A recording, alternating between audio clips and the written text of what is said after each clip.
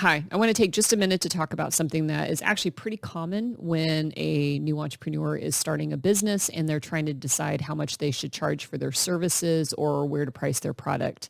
You know, one of the reasons that we have problems with this exercise is because we end up going out into the market and we do all of this market research and we find that there are people at like one end of the entire spectrum that are way undercharging for their services or products or whatever it is that they're making and producing. And then you have people on the other end of the spectrum who are charging this premium, right? And so we sit there and wonder like which one of those numbers is the right number for us to select. But you know, honestly, the challenge I believe that most of us actually end up having is really we're trying to decide how much do we think we're worth to other people. And that ends up making a business decision actually more like a personal decision. And so if you have self-limiting beliefs or you have low confidence, asking yourself what you think other people, how much they value you and how much they're going to like and accept what it is that you're giving to the world can make something that seems strategic pretty hard to do, especially if we grew up and we were expected to over deliver and maybe never get paid for the work that we did, or shamed into wanting to believe that there should be a monetary value assigned with some of our experience and our skills and our intellect, and things that we have done for other people.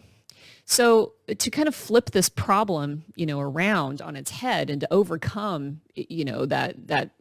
issue there, because honestly, the what you could price and charge really is wide open. I like to turn it around and think, well, first of all, let me map out the life that I want.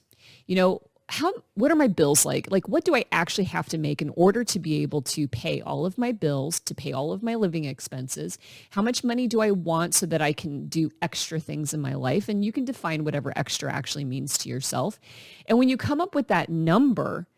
of what it takes to sustain the life that you want or minimally that you're living right now,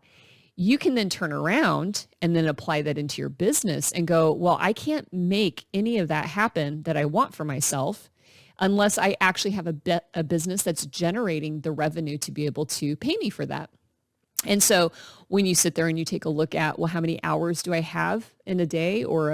in a week that I want to be able to contribute towards my business that I can actually sell, and you start dividing that up and you have a target now of what the income actually needs to be based on the value of your life that you have, it actually starts to remove some of those personal emotional issues out of the question and starts to make it feel more like a tactical business decision.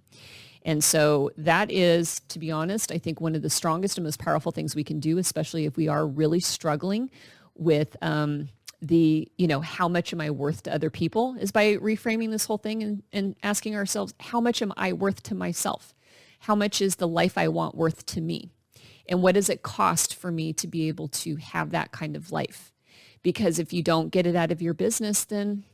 what's the point in being self-employed? To learn more strategies, tips, mindset shifts, and maybe a little bit of history on why you do and say and believe some of the things that you do, you can check out my book, The Fearless Woman's Guide to Starting a Business, What Every Woman Needs to Know to Be a Courageous, Authentic, and Unstoppable Entrepreneur. You can find me at amikweerconey.com. Thanks.